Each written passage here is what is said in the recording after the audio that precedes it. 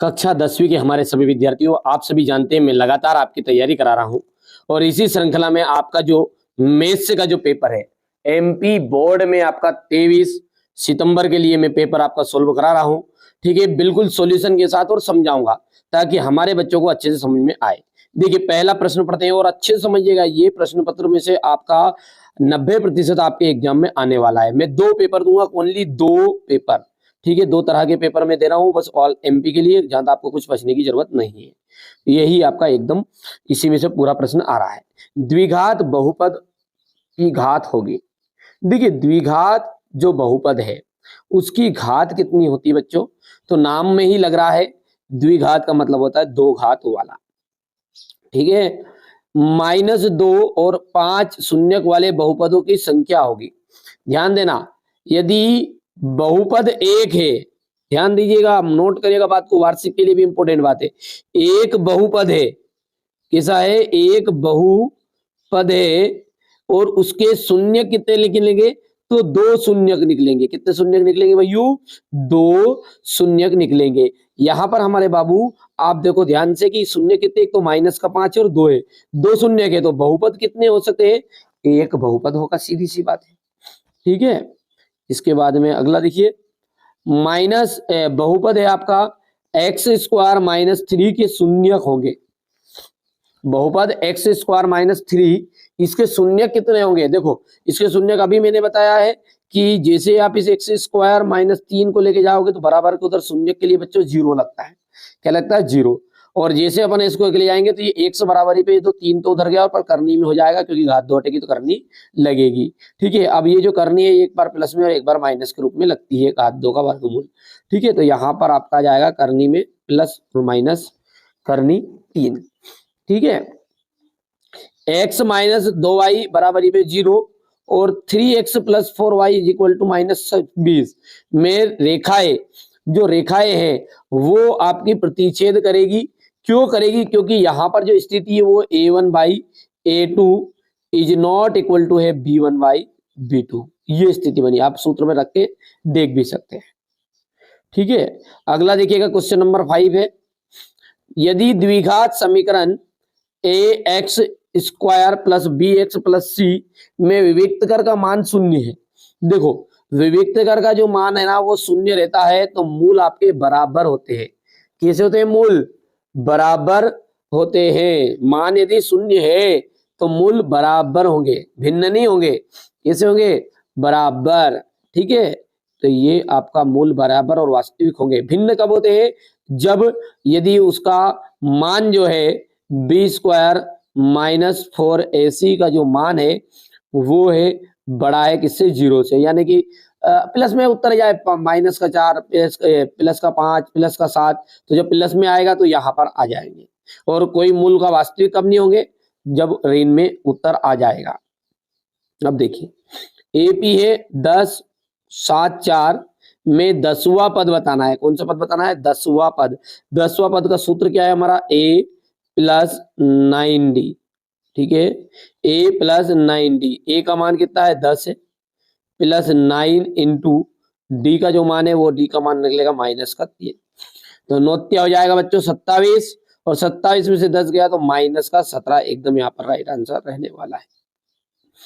अब है रिक्त स्थान।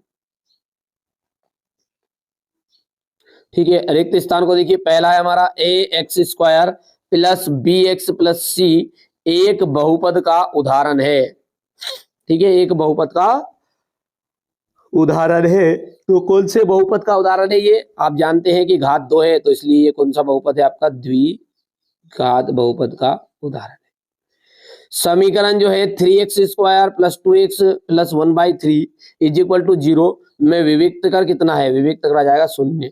जब किसी अनुक्रम में पदों को किसी नियम के द्वारा लिखते हैं, जब किसी अनुक्रम में पदों को किसी नियम के द्वारा लिखा जाता है तो इसे क्या कहते हैं? तो इसे कहते हैं श्रेणी। क्या कहते हैं बाबू? श्रेणी कहते हैं। सभी वर्ग होते हैं समरूप। कैसे होते हैं सभी वर्ग? समरूप। किसी बिंदु x अक्ष की दूरी, किसी बिंदु की x अक्ष से दूरी जो होती है वो कोटि कहलाती है। देखना, ध्यान रखना है, एक्स अक्ष से कहलाएगी कोटि और वाई अक्ष से। त्रिघात बहुपद का मतलब क्या होता है? जिसमें घात 3 होती है। तो यहाँ पर ये घात 3 वाला एक ही है। रेखिक जो बहुपद होता है उसको अपन कहते हैं ए एक्स प्लस बी। द्विघात समीकरण A X square minus 1 is equal to 0।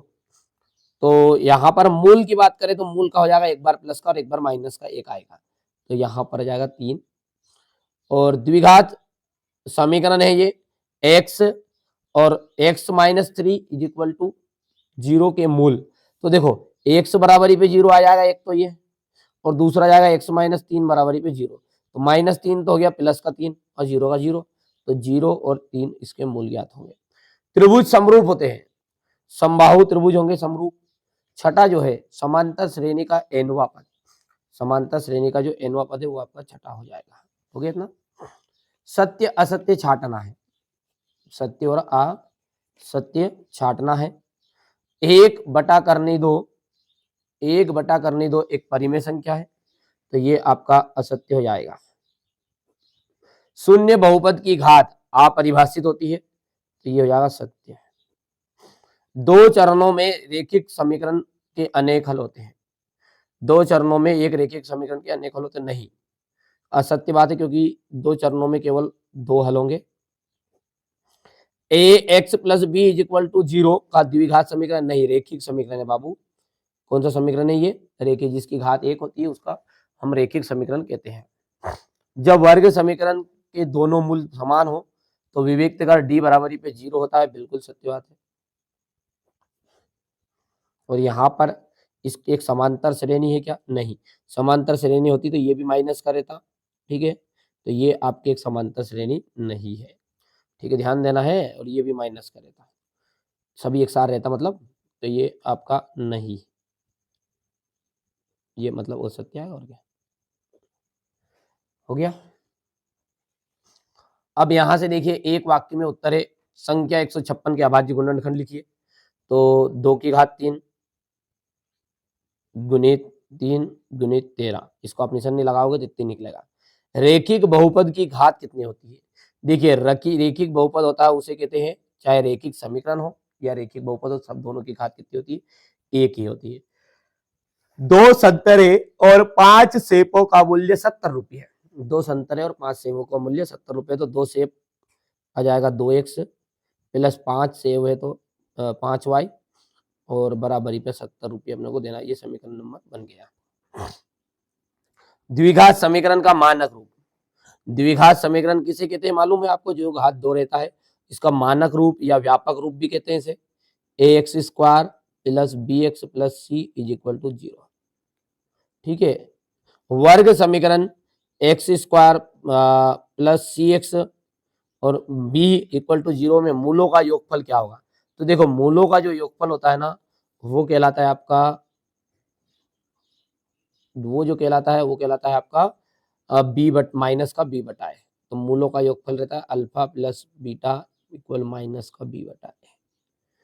और इसका 10वां पद निकालना है एपी का, तो 10वां पद का मतलब होता है a10। क्या होता है? a10 is equal a plus 9d।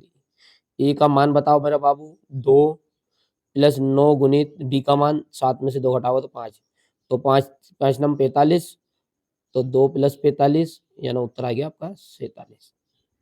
तो यहाँ पर 47 आंसर रहेगा। इतनी चीजें हो गई है।